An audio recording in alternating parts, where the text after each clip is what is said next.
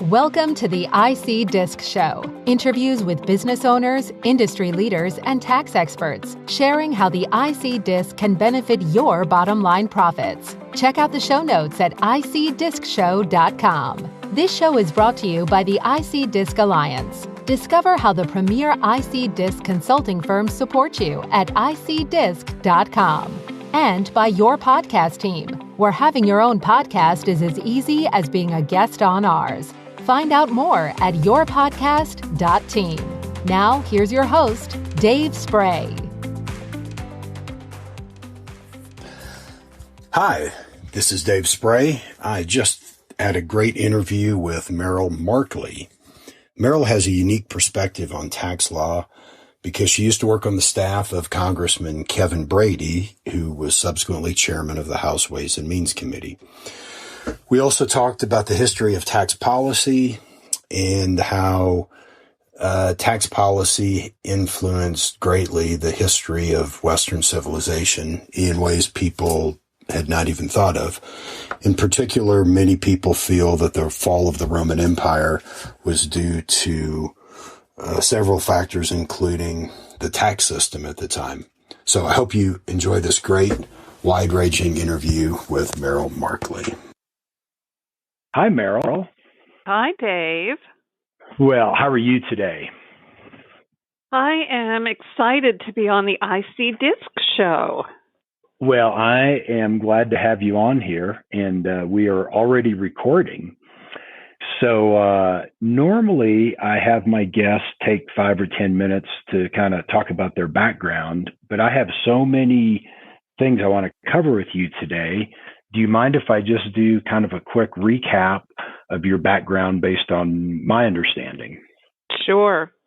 The shorter, the better. Okay.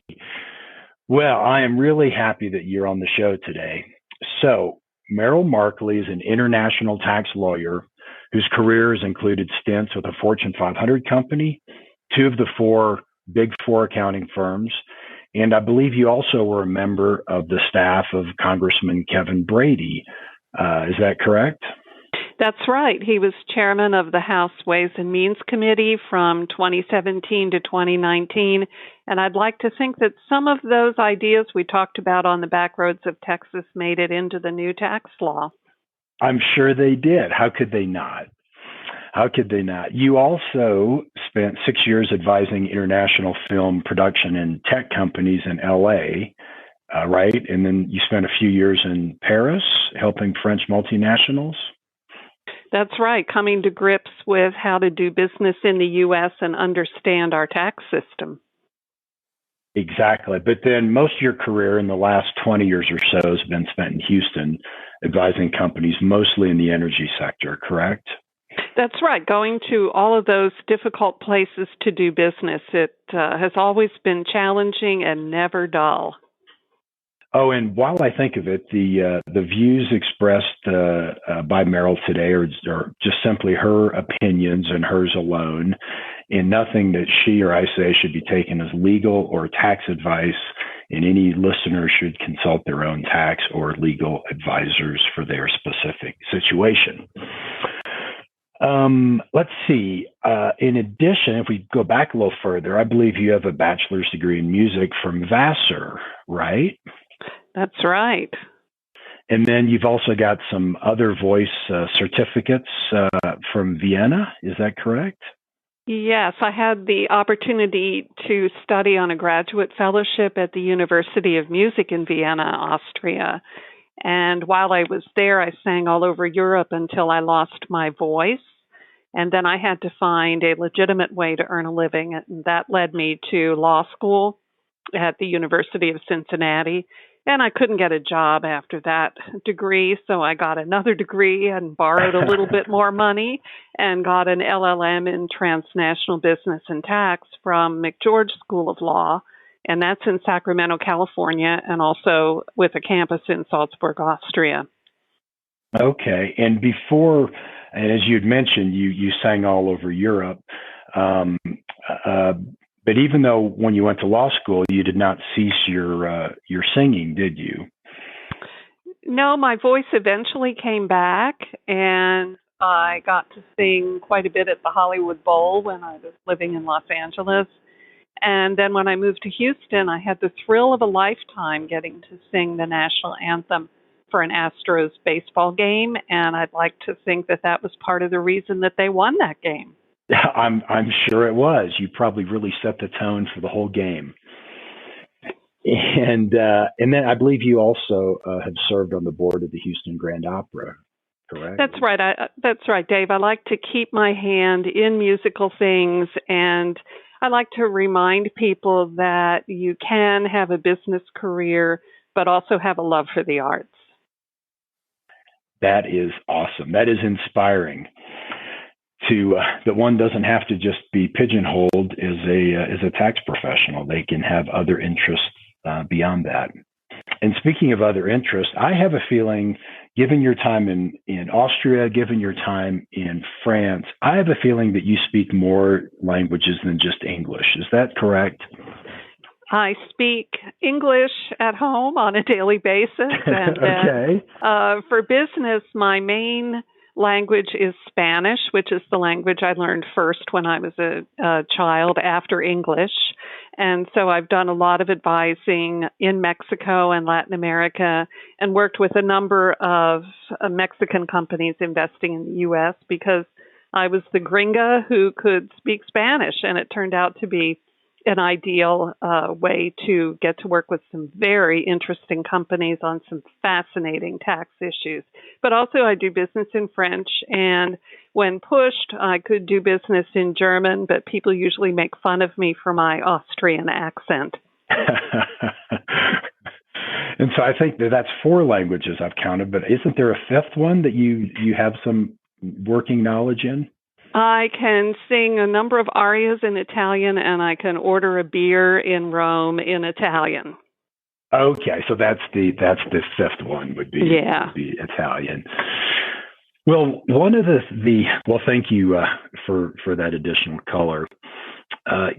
One of the things that I really enjoy working with you over the last number of years is because of your background in the arts, you have a unique historical context on taxation that I've always found fascinating. And before we dive into the disc, why don't we take a step back and talk about tax incentives from a historical perspective? Are you up for that? I am, because tax incentives, including things like the IC disc, are as old as governments seeking to squeeze revenue out of taxpayers. They're based on the assumption that human beings act based on what is beneficial to them or what punishes them. So since the dawn of history, governments have collected taxes on transactions, profits, sins, and even mere existence in the form of the poll tax, while providing exemptions to encourage certain behavior. And Dave, for a fascinating romp through the history of the world seen through the lens of tax policy, I highly recommend a book called For Good and Evil, The Impact of Taxes on the Course of Civilization, and it was written by a tax lawyer named Charles Adams. For example, in the book, he attributes the fall of the Roman Empire to factors that include the tax system. There was lax enforcement, and that meant that the wealthy stopped paying taxes. Farmers were taxed so heavily that they abandoned their fields and crops dried up.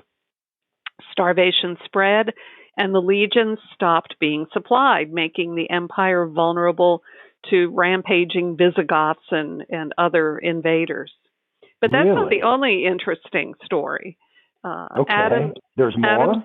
Yes. Oh, the book is fascinating, Dave. Anybody who has a passing interest in history should read it, because it really does show how decisions made by governments about how to tax their people really change the course of history. For example, at one point, the Ottoman Empire was spreading into Europe and occupying the Balkans. And when the government decided to end tax incentives that were being offered to Christians who professed Islam, if there was no tax break, no convert. Really interesting result. Yes, we might all of Europe might have been conquered had it not been for the elimination of this tax break. Really? Adams also cites harsh tax policies in Spain, from which the colonies in the New World were exempt, as a reason why so many Spaniards relocated to the New World, and that triggered the decline of Spain itself. So it's no surprise that our Internal Revenue Code is full of levers to both entice and to punish. So this is not a new invention, even though the IRS was formed, in the early 1900s, I believe, 1917 or something like that? It came about, yes, after the income tax law, which initially failed and was deemed unconstitutional, was then eventually brought into law, and then the IRS has been with us ever since. Gotcha. So, when I think about, so now as we turn our attention more to the IC DISC, let's talk about tax policy, I guess about the DISC specifically, and tax policy over, say, the last 3 or 4 decades. It seems like these export tax incentives, they seem to come and go. Is that right? They do. And the IC DISC is a tiny remnant whose usefulness remains attractive. And what I love about it as a tax policy wonk is it's grounded in economic substance. So I contrast that with some of the other incentives that I've watched come and go over the years. For example, in the late 1980s, an entire industry grew up around incentives for passive investing in wind turbines and concave mirrors to generate electricity, and took out a whole part of the desert east of Los Angeles for these tax haven projects. Oh, really? And film companies, I always loved watching film companies chase incentives offered by foreign countries. For example, Yugoslavia and Argentina, where those countries hope to host the filming of a blockbuster, but most of the time they ended up with turkeys, such as, you may remember, Transylvania 65000 or Naked Tango. These were films that got tax arrangements that were attractive, but it didn't mean that it was the ticket to success in theaters. So, or said another way, you can't cost cut your way to success in business. It's something about that's right, and that's why incentives are so important. That Dave, they really be linked to doing something and not just to reducing taxes by kind of sticking your finger up in the air and hoping that you catch an attractive loophole. Sure. Well, when you talk to clients about IC DISC, what are the typical questions and that they might have, and do they ever have any reservations? They do, and that's a good thing. I like it when clients ask questions and want to understand something that at first blush may seem that it's a little bit dodgy. For example, I always get asked, is it a loophole that's likely to be plugged by Congress? Other people say, gee, isn't the DISC a sham corporation? It has no employees or assets, and it exists solely to generate a tax benefit. And the one I hate the most is when people ask me, is this a tax shelter like those smoke and mirrors things that accounting firms got in trouble for promoting? So that's a good point. What's your typical response to these questions? It's an easy one to understand. The DISC is embodied in the Internal Revenue Code itself. It's not just a regulation or a ruling or a series of sham transactions, and so only Congress can get rid of it. Okay. And now, if you follow the rules, and you know that what those are that seem a bit formulaic or mechanical, but if you follow them, the tax savings are legitimate and attractive. And what I find interesting is that there aren't a lot of court cases or IRS rulings interpreting the IC DISC statute and regulations. It's pretty much what you see is what you get. Not a lot of gray area or room for argument. You stick to the rules, and the reward should result. Okay, well, it sounds good so far. Well, let's go back to the beginning of the DISC. When did this get started? The DISC was actually part of the Revenue Act of 1971, and in that law, it provided the basic exemption from corporate income tax that the DISC as a company still enjoys. And the second important thing that the Act did was it postponed the time for taxing the DISC's shareholders on those tax-free earnings until the shareholders received an actual dividend. Why was that? Why was it? What do you think the motivation of Congress was to structure it that way?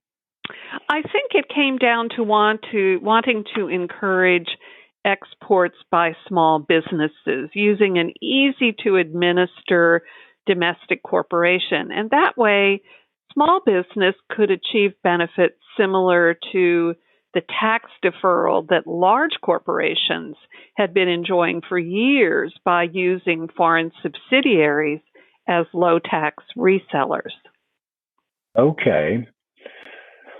So so that was but at its core, it was really a deferral play, right?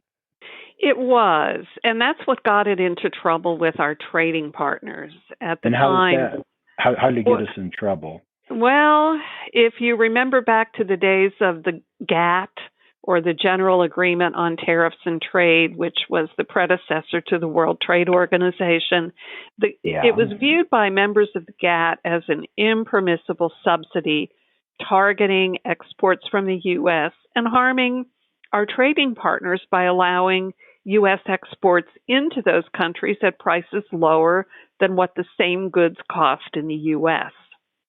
So what was Congress's or the government's answer to that? Well, they repealed the DISC. And in 1984, they created something called the Foreign Sales Corporation, or the FISC. And that required that in place of using a U.S. incorporated company, that a foreign corporation would be used to assist in the export sale. And in that way, the U.S. claimed that this resembled a territorial system of taxation and therefore would be permissible under the GATT. Mm-hmm. And the key was that this was not a paper company like the DISC. The FISC had to be incorporated outside the U.S., and it had to have employees, and it had to undertake specific economic processes as outlined in the law. And what year was that? That was 1984, which is a very special year for me because I was starting my career. I was a newly minted tax lawyer, and I was sent off on my first foreign business trip to go to Brussels and to set up the Belgian branch of a FISC that was incorporated in Guam. And that was also my first interaction with Neil Block, Baker McKenzie's irrepressible guru, who truly wrote the book on export-related incentives such as DISC and FISC. So for me, that was an exciting time, Dave. Sure. Well, just an FYI, I know Neil. We've relied on his expertise many times through the years, and I'm actually hoping to have Neil as a future guest on the podcast. Now, I better not let him listen to your interview first, or it may intimidate him, and he may not wish to be on. So I may want to get him wrapped up and booked before this episode gets released. Well, it would be an honor to be on the IC Disc show and be able to say that Neil Block was also interviewed. That would be another career highlight for me, Dave. Well, anything I can do to create highlights in your career, that's what I'm all over. Now, with the FISC, with some of the ways it differed from the DISC, was it simpler or more complex to administer? It was way more complex because it had to have multiple agreements and subcontracts in foreign languages. And so it meant foreign legal entanglements through setting up a foreign corporation with all the governance requirements under foreign law, and it had to file tax returns in the foreign country. So this was a far cry from the DISC as a paper company tucked away safely in the U.S.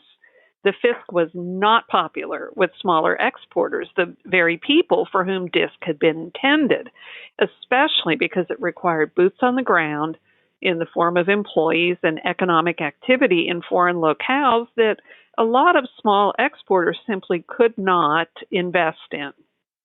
Wow, I'm not a FISC guru, and so that's really interesting on just the ways that the FISC made it a lot more difficult. And I guess that's why when I hear about companies who used to have a FISC, it's typically larger companies. I guess that's the reason why. Yes, and it was popular for a while, but from the very beginning, there was objection to the FISC from our trading partners, especially in the European Union. Again, there was the claim it was an impermissible export subsidy, giving U.S. goods an advantage in Europe over European-made products. And despite the requirement that the FISC be foreign and undertake significant activities outside the U.S., it was still basically dead on arrival when it came to approval by our trading partners. Wow. And what year was this then that the FISC was basically killed?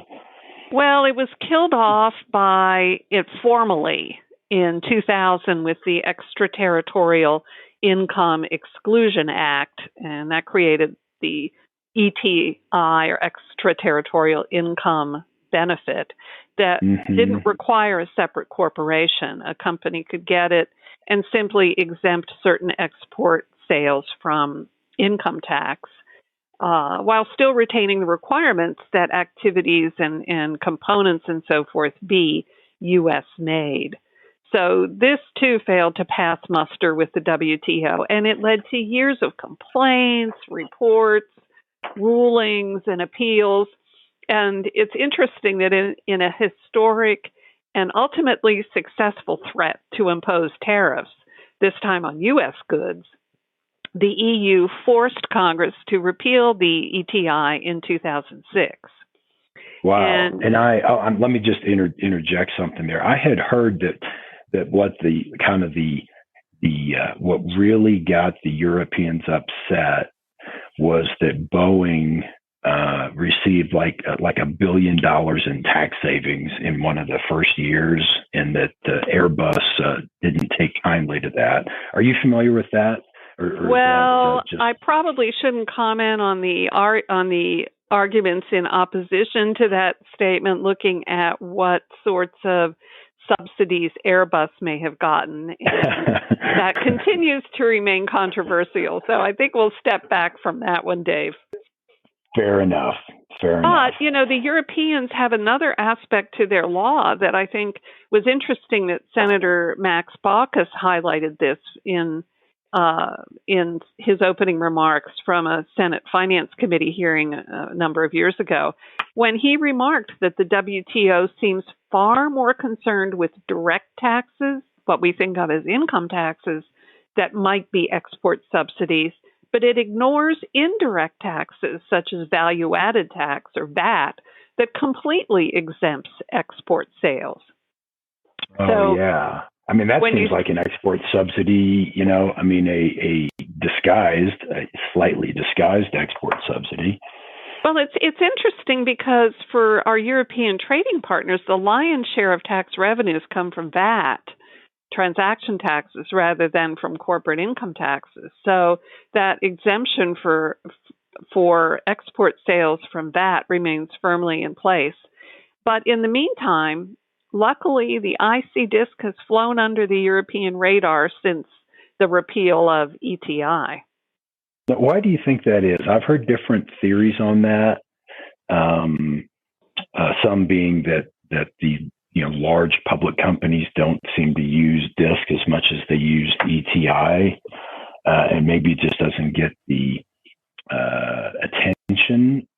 But what are your thoughts on why that is? Well, I think it was a clever ploy on the part of Congress back in 1984 when they repealed the lion's share of the old DISC provisions in the code. They left this rump concept of the interest charge DISC so that it still benefited the DISC itself from the exemption from corporate income tax, but the shareholders no longer got to enjoy that indefinite deferral of tax on the DISC's earnings until some point in the future when they received a dividend. So instead, the shareholders became subject to an interest charge, and I think that took some of the sting out of the objection to DISC. And I think the other point is, and you raise a very good one, Dave, about who uses the interest charge DISC. I think that really benefits a lot of small and medium-sized companies, especially in the run-up to the 2017 tax law reducing corporate income tax rates. The IC DISC was really part of a perfect storm of tax circumstances, if you can ever really have anything like that.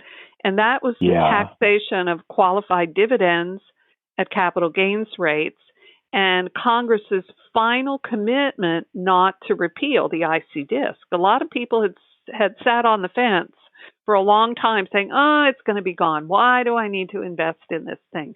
But when it became clear that the DISC would remain around, or the IC DISC would remain around, it made it very attractive for individuals, especially who owned an S corporation or perhaps a limited liability company, where the company's ordinary income from its sales activities was taxed only once at the shareholder level. Mm-hmm. So those individuals could own the IC DISC, including through a limited liability company, in order to have more control over how profits would be allocated to those owners. And they could also determine what qualifying sales to run through the DISC. They didn't have to put everything through there. It really became more of a tax planning approach and not just a tax incentive. So when you think about it, it's really pretty clever. The commission paid to the IC DISC by the company, for example, the manufacturing company, that's a deductible business expense, that commission, and so it lowers the taxable income of the manufacturing company.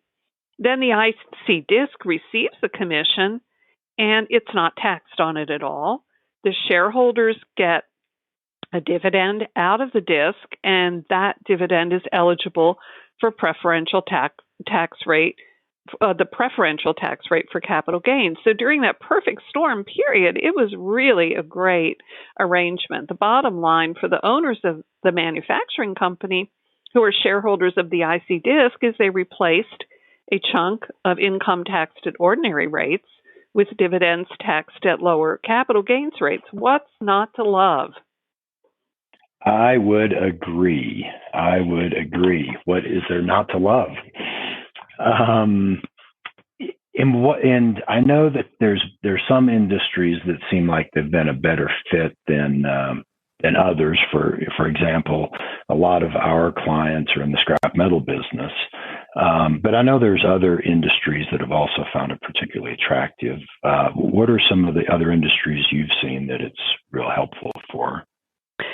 I particularly like an underutilized aspect of IC DISC. A lot of engineering and architectural and design companies, especially in the oilfield services realm, didn't know that they too could benefit from the IC DISC. So beyond the realm of manufacturing, the IC DISC is available with respect to engineering and architectural services if the project being designed will be built outside the U.S. This is especially interesting because the tax savings available from an IC disc help to alleviate the pain when foreign withholding taxes are collected from fees received by a U.S. design firm. So without getting too technical, let me just say that those foreign withholding taxes are only creditable against U.S. tax on foreign source income. But services performed in the U.S. don't give rise to foreign source income. That's U.S. source income. So in many cases, those foreign tax credits would never be usable. And the benefits available from an IC disc for a design firm finding itself in this situation, it helps to take the sting out of this inherent asymmetry in taxing fees for services. No, I've seen that firsthand. We have several clients ourselves that are engineering firms that are involved in construction projects related to pipeline projects and such outside the U.S.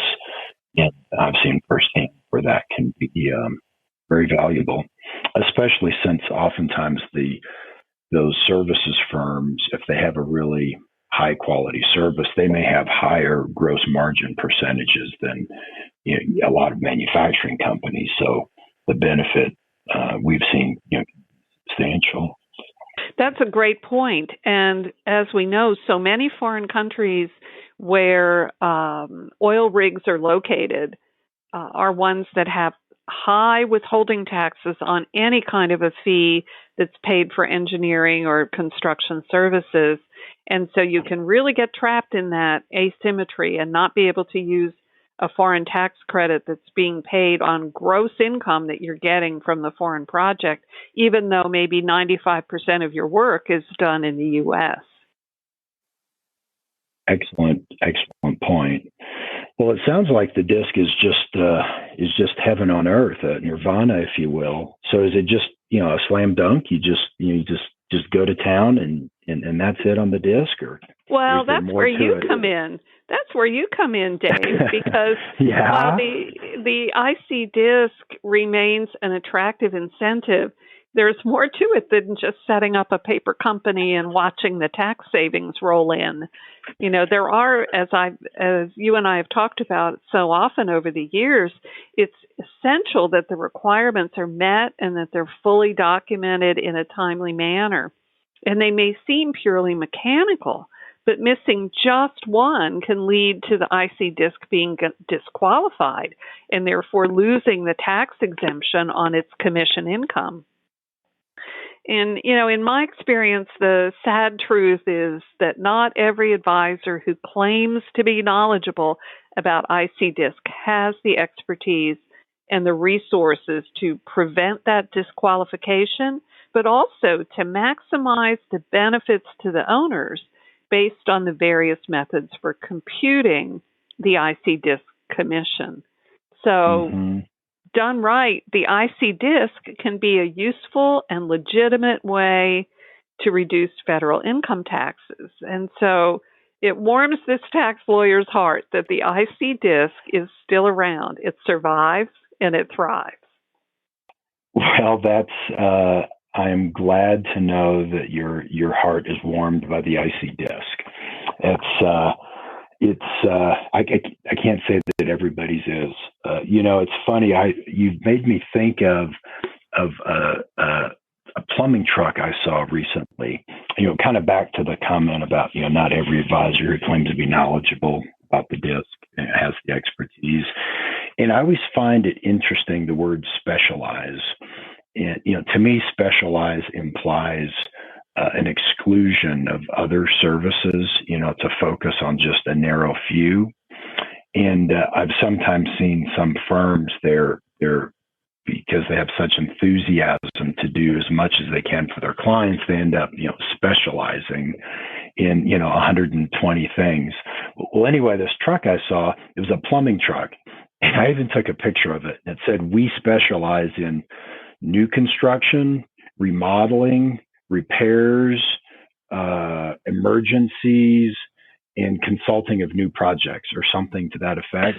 And I was thinking to myself, what does that leave around plumbing that they don't do? That's right. And that's why I am very skeptical of advisors who try to be all things to all people, especially they don't want to appear to not have a certain expertise in front of their clients, but the client comes first. And it's important, especially in the IC disc area, which is so specialized, that people look to someone with the experience and the expertise. Agreed. Well, we have a little bit of time left. Do you think we could maybe delve into just kind of a little mini case study or example or two? I mean, obviously we're, with clients being anonymous, but could you maybe give an example of maybe a situation where you introduced IC disc into the planning and, maybe how that came to be, or could you maybe just kind of walk us through an example? Well, I can think of one where it just seems so obvious. The client was a small company. They didn't want to do any manufacturing outside the U.S. They had a proprietary product that was very unique in the oil field service business, a sort of a chemical product. And they were very worried about someone trying to reverse engineer it if they allowed too much of the manufacturing process to go on outside the U.S. And yet, more than 50% of their customers were foreign customers.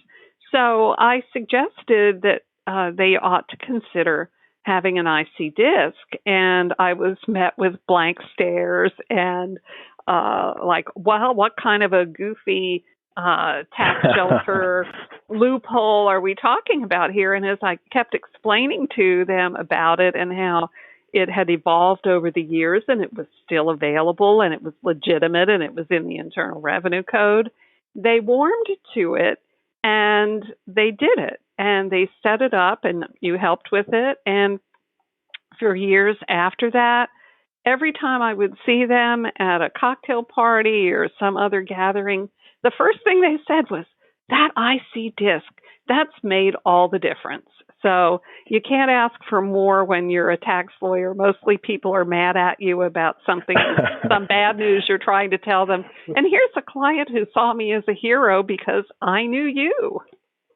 Well, that sounds like a win-win all around. You were able to be a hero to the client, and you were also a hero to me at the same time. So that is a win all around. What do you find is the biggest reason that people who are eligible for a disc don't have a disc, from what you've seen in your experience? Or maybe several reasons that might come to mind? Yeah, I think it's a couple of factors, Dave. I can think of a couple of instances when clients said to me that they had raised the issue with their tax advisor who wasn't familiar with it and poo-pooed it and just said, oh, that's going to go away. You can't do that. And so that's an education process for anyone who's advising a company that has export sales, that they should have the IC disc is one of the arrows in their quiver and make sure that they're pulling it out and shooting it at the target and getting their clients interested in it. Okay, so it's and this has been my experience in a lot of ways, that it's really education or lack thereof that's the main impediment, or maybe not even education, but just knowledge, either by their CPA who maybe has a focus on small to mid-market companies, but with no specific exporting focus. So, they may only have one or two clients that would even qualify. And it seems like, these firms serving companies like that, they really need to be a good all-around generalist firm. And I think another factor that has made IC disc more attractive is that since companies have started selling all over the world through the internet, they can be visible to their foreign customers without having to send a salesman to traipse around the UAE or something like that. So they have more foreign customers than they may have ever dreamed they would have. And I think one of the important points that you make, Dave, is that it doesn't require a huge investment to make the IC disc work. What's your basic threshold for when you would tell a client it's time to consider that they have enough export sales for a disc? Several $million. It $2-3 million of exports. We find it's usually worth looking at. Well, and as you say, for high margin businesses like design firms and engineering firms, that could be really attractive from the get-go because of those higher margins, higher profits. I could say so. Now, another angle I'd like to talk to you about, and that you're one of the few people, and maybe the only person who really brought this up as far as this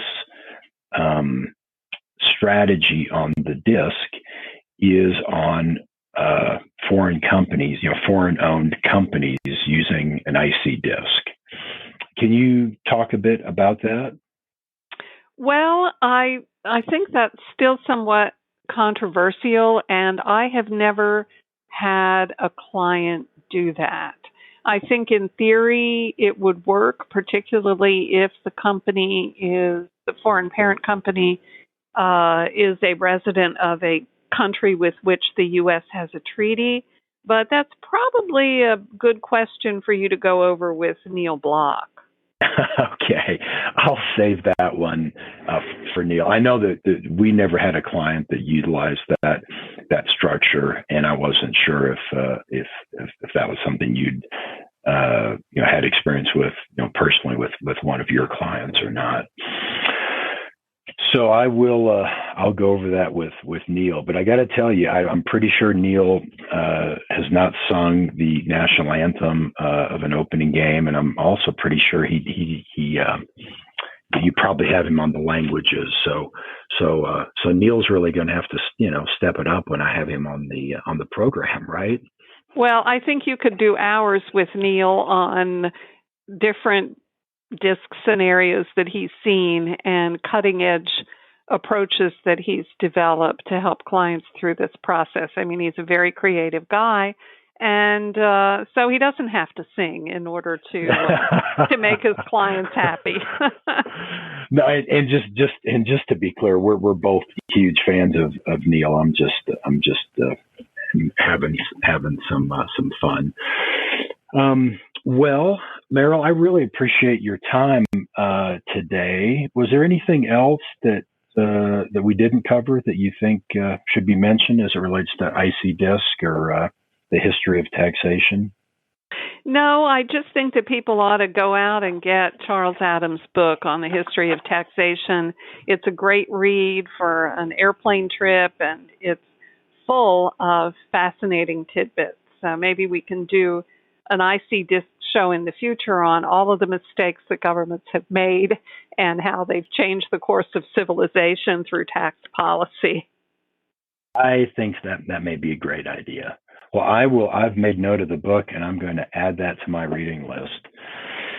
So, well, with that, why don't we wrap up? And again, Merrill, thank you very much for being on the IC Disc Show. Well, thanks, Dave. And thanks for always doing such a great job for my clients. It means a lot to me because when they're happy, I'm happy. Well, it's always a pleasure working with you and your clients. You have a great day. Thanks, Dave. Bye-bye. There we have it. Another great episode. Thanks for listening in. If you want to continue the conversation, go to icdiscshow.com. That's IC-DISCSHOW.com. And we have additional information on the podcast, archived episodes, as well as a button to be a guest. So if you'd like to be a guest, go select that and fill out the information, and we'd love to have you on the show. So that's it. We'll be back next time with another episode of the IC Disc Show. There we have it. Another great episode. Thanks for listening in. If you want to continue the conversation, go to icdiscshow.com. That's ic-discshow.com. And we have additional information on the podcast, archived episodes, as well as a button to be a guest. So if you'd like to be a guest, go select that and fill out the information, and we'd love to have you on the show. So that's it. We'll be back next time with another episode of the IC Disc Show.